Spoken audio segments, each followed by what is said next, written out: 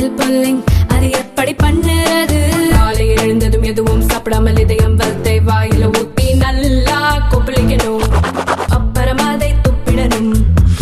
இதுதான் oil pulling.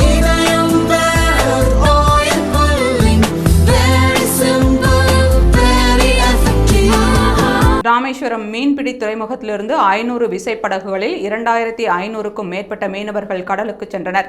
வடக்கு மன்னார் கடற்பகுதியில் மீன்பிடித்துக் கொண்டிருந்த போது ஜான் போஸ், சுதன் ஆகியோருக்கு சொந்தமான 2 விசைப்படகுகள் இலங்கை கடற்படையினரால் நள்ளிரவில் சிறைப்பிடிக்கப்பட்டன.